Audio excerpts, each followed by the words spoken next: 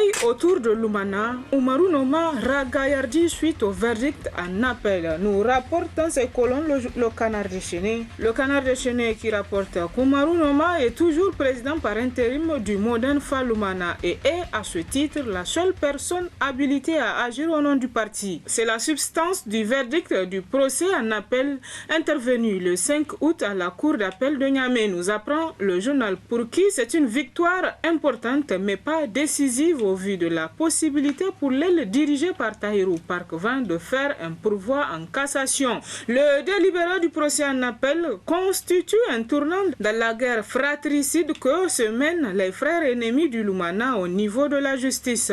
Oumarou Noma et ses partisans sortent ragaillardis de cette épreuve qui les conforte dans leur position. Ses propos à l'issue du verdict en disent long sur l'état d'esprit satisfait de celui qui a subi un temps les foudres des autres cadres du parti sous la houlette de Tahirou, dit Parkvan, écrit le journal. Un Tahirou Parkvan qui a reçu le soutien ou plutôt le blanc-seing de Hama Amadou qui a tranché la querelle interne en sa faveur depuis son exil à l'extérieur du Niger, écrit toujours le journal. Oumarou Noma a dédié cette victoire à tous ceux qui ont cru en nous, tout en se réjouissant de la manifestation de la vérité. Il affirme, selon le confrère, que cette dure épreuve est la conséquence de la violation et du refus de respecter les textes par certains camarades, notamment au sein du bureau politique national. Le journal poursuit que tout en promettant de ramener la sérénité au sein du parti et à réparer les torts ainsi que les injustices dont ont été, selon lui, victimes certains militants, il a lancé un appel aux militants au rassemblement, à la cohésion et à l'unité, car bientôt il y aura les élections et le Modern Fall Lumana participera à ces élections. Le journal nous apprend plus loin que les militants du Modern Fall Lumana se trouvent aujourd'hui plus que jamais dans l'expectative. Les cadres sont écartelés entre ceux qui soutiennent Mordicus Oumarou Noma et dont certains en ont fait les frais sur le plan politique à travers des sanctions suggérées probablement par le gourou, et ceux qui, selon le journal, sont fidèles au mot d'ordre de soutien à Tahirou Parkvan, considéré comme l'homme de paille de Hama Amadou. Puis à la une de la roue de l'histoire, cette semaine, le livre blanc divise l'opposition, écrit le confrère. C'est peut-être le début de la dislocation du semblant de cohésion qu'il y avait au sein de l'opposition nigérienne qui donnait l'impression d'être unie en parlant de la même voix. Depuis un certain moment, remarque le journal, en effet, elle intervenait en synergie à travers des déclarations et autres communiqués de presse dans sa composition en 4 fronts que sont le Front pour la restauration de la démocratie et la défense de la République FRDDR, le Front patriotique, le Front démocratique et républicain et le Front de l'opposition indépendante FOI. Mais cette unité circonstancielle qui, à l'apparence, était guidée selon le confrère par un combat commun en vue des préparatifs des élections de 2020-2021 a été mise à rude épreuve à l'occasion de l'adoption du livre blanc concocté par l'opposition politique nigérienne et rendu public le mercredi 22 juillet 2020. Les différents responsables de ces fronts, en effet, n'étaient pas sur la même longueur d'onde par rapport au contenu du document, sur lequel les différents acteurs ne s'accordaient pas sur certains aspects qui renvoyaient à des individus et à leur provenance régionale, écrit le confrère. C'est la mort dans l'âme que certains fronts ont accepté la publication de ce document, qui constitue sans nul doute le point de départ de la dislocation de l'opposition politique nigérienne qui tentait, selon le confrère, d'évoluer dans un attelage dans lequel ces acteurs n'ont ni la même vision, ni les mêmes objectifs, ni les mêmes démarches. Selon toujours les informations parvenues au journal, la division a atteint un tel point que ce livre est en train d'être retiré de la circulation pour sauver les meubles. Le début d'un divorce, constate le confrère. Opposition toujours, selon le journal Nia Info, l'opposition s'opposait pour exister. Le logiciel des opposants nigériens comporte un défaut que eux-mêmes n'arrivent plus à corriger, écrit le journal, pour qui chaque touche de leur clavier imprime le mot non, quelle que soit la nature de la proposition qui leur est faite, au point où ils ne savent même pas ce qui est bon ou mauvais pour eux, pour le pays. Ils s'accrochent bec et griffe sur des éléments de blocage tels que l'organisation du scrutin pour la diaspora, alors qu'à ce jour, la CENI ne peut pas fouler les sols français, belges ou américains pour effectuer l'enrôlement des Nigériens vivant dans ces pays. La COVID-19 ne permet pas encore un tel exercice. On dirait qu'ils s'opposent uniquement pour exister, estime le confrère. Sinon, toutes ou presque leurs revendications, aussi bien pour la recomposition de la CENI que pour la refonte du code électoral, ont été satisfaites. Sans oublier le départ du ministre d'État Bazoum Mohamed de la tête du ministère de l'Intérieur, qui certes répond au calendrier propre du PNDS, mais était aussi une de leurs exigences pour le moins saugrenues. Candidat du PNDS Tareya pour la présidentielle de décembre prochain, Mohamed Bazoum, un bon démocrate et jouissant d'une éthique politique inaltérée et connue de tous, y compris de ses adversaires, vient, selon le journal, de déposer la vareuse ministérielle pour rivaliser d'égal à égal avec ses adversaires. Mais l'opposition politique nigérienne, sa société civile et ses apprentis avocats ont à maintes fois appelé au renversement du régime pour plonger le pays dans l'incertitude. Tous ces plans ont échoué, tout comme le dernier, celui qui consiste à empêcher à l'actuel président de la République de rentrer dans l'histoire par la grande porte en organisant des élections avec des cartes biométriques, barrière à la fraude dont ils étaient habitués, qui leur assurait des sièges supplémentaires au Parlement, rapporte toujours le confrère. Qu'il se réveille et se désillusionne.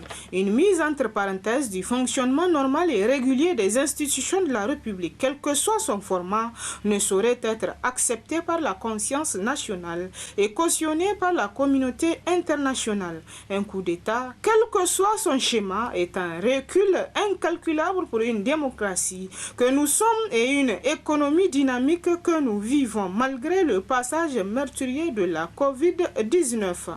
L'actualité, lui, rapporte à sa une le discours à la nation du président de la République. Il titre à sa une « Issoufou ne rassure pas, les oppositions doivent s'assumer ».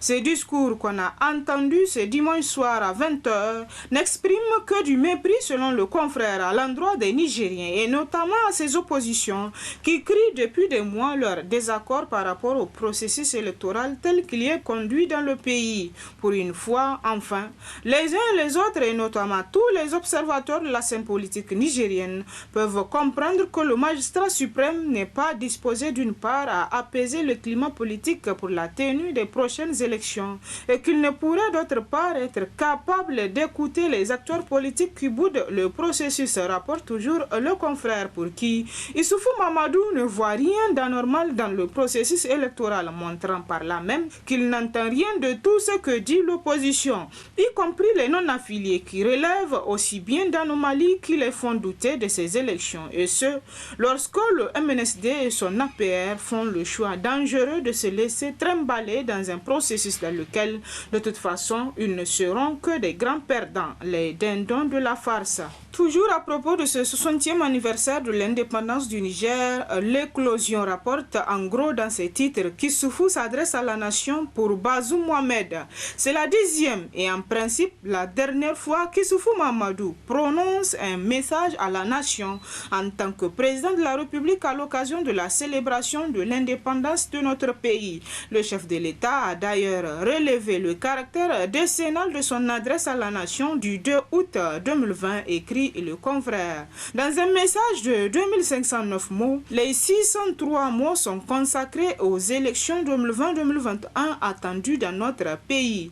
Le président Issoufou a abordé cette question dès l'entame de son discours. Normal, estime le confrère, puisqu'en Afrique, les échéances électorales sont un moment crucial dans la vie d'un pays. En plus des changements qu'elles peuvent générer au sommet de l'État, les élections sont aussi dans bien des cas source de vives tensions, pouvant déboucher sur une instabilité socio-politique. De ce point de vue, l'on ne peut que saluer la place de choix que le message présidentiel a accordé aux futures élections. Mais là s'arrête fait le satisfait, écrit le journal, pour qui, dans le fond, le président de la République est resté fidèle à lui-même, c'est-à-dire un bon chef de clan qui défend les intérêts des siens avec ardeur et vigueur. Plus loin dans ce colonne, le journal rapporte que l'opposition aussi s'adresse à la nation et c'est une grande première dans un document intitulé Message à la nation de l'opposition politique nigérienne à l'occasion du 100e anniversaire de la proclamation de l'indépendance. Les 4 fronts qui composent l'opposition institutionnelle se sont aussi adressés au peuple nigérien et aux nationalités étrangères vivant au Niger le 2 août 2020, date traditionnelle du message à la nation du président de la République. Tout un symbole, en effet, le président de la République qui s'apprête à livrer ce soir son dernier message à la nation pour l'accession à l'indépendance de notre pays, omettra, selon le confrère, sans nul doute, d'avouer à la nation qu'il aura profité de ces 9 années d'exercice solitaire du pouvoir pour mettre en place un système de prédation fondé sur la corruption et l'impunité qui, selon le confrère, ont gravement impacté l'ensemble des secteurs de la vie sociale, économique, politique, administrative, culturelle et surtout la situation sécuritaire du Niger. Un véritable système de captation des richesses nationales, de même mise sur l'appareil d'État et sur l'administration publique, accuse l'opposition. Puis, dans l'actualité à travers les journaux cette semaine, le Nouveau Républicain, lui, est revenu sur la célébration de l'Eid el-Kébir dans la ferveur et l'orgueil, s'exclame en gros le journal. La fête de Tabaski, malgré les circonstances dans lesquelles elle s'est déroulée, notamment celle de la période de soudure, a tout de même été célébrée par la Oumma islamique, bien évidemment par nous autres membres de la communauté musulmane nigérienne. Faut-il le rappeler, cette fête est l'une des grandes que célèbre la communauté musulmane chaque année et ce, une seule fois. Au cours de sa célébration, les fidèles s'adonnent à l'une des caractéristiques essentielles de la dite fête, celle de l'immolation des bêtes au nom de Dieu et de lui seul. C'est seulement en ce sens que le sacrifice aurait été digne du nom et révélerait de l'un des devoirs religieux du musulman.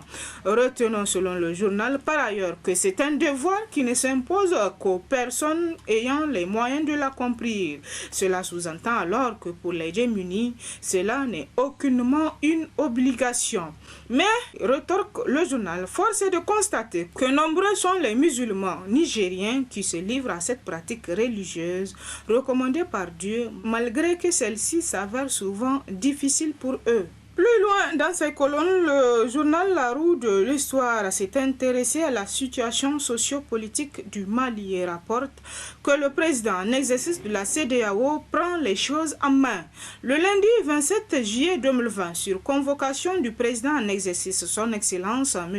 Issoufou Mamadou, la communauté économique des États de l'Afrique de l'Ouest, CEDEAO, s'est réunie en visioconférence à laquelle ont pris part tous les 15 chefs d'État. Tenu au lendemain du déplacement des 5 chefs d'État de la communauté à Bamako, le sommet extraordinaire a servi de cadre pour les dirigeants ouest-africains de durcir le ton face à l'imbroglio politico-social qui secoue le Mali depuis le deuxième tour des élections législatives du mois de mars dernier, nous apprend le journal. Soucieux de la stabilité du Mali et du Sahel, le président Issoufou Mamadou et président en exercice de la CEDEAO ne regardera pas les bras croisés la déliquescence du Mali voisin, tout comme il a plaidé pour une intervention internationale pour sauver le pays d'une descente aux enfers avec les attaques terroristes en 2013.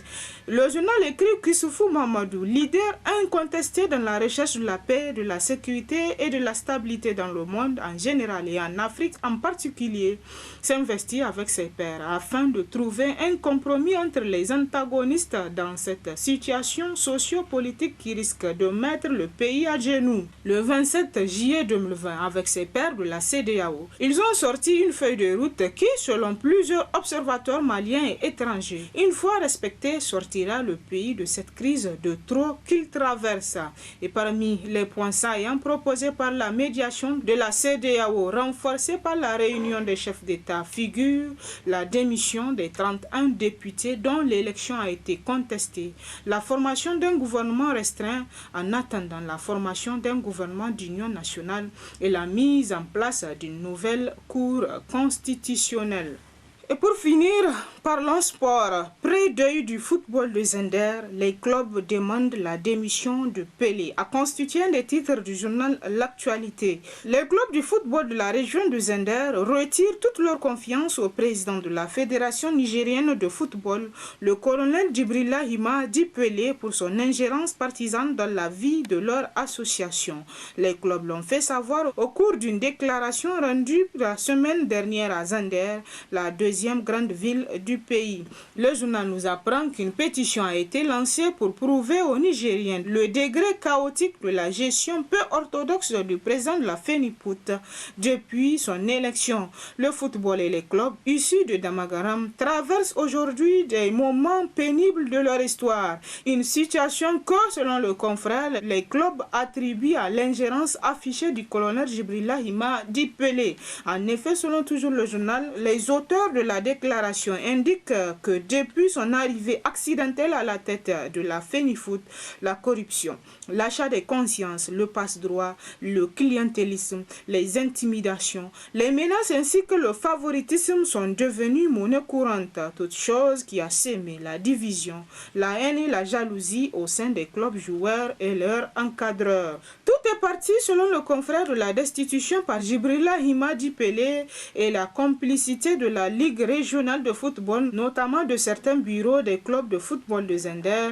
pourtant légalement mis en place, ajoutent les mécontents, pour donner place à des comités chargés de crise au détriment de l'utilisation des faux et de fausses signatures. En conséquence, les clubs mécontents décident de prendre leur destin en main tout en boycottant non seulement la Ligue nationale, la Super League, mais également le championnat de la Ligue régionale pour la saison 2020-2021 qui se dresse à l'horizon. Et c'est l'essentiel de l'actualité à travers les journaux cette semaine.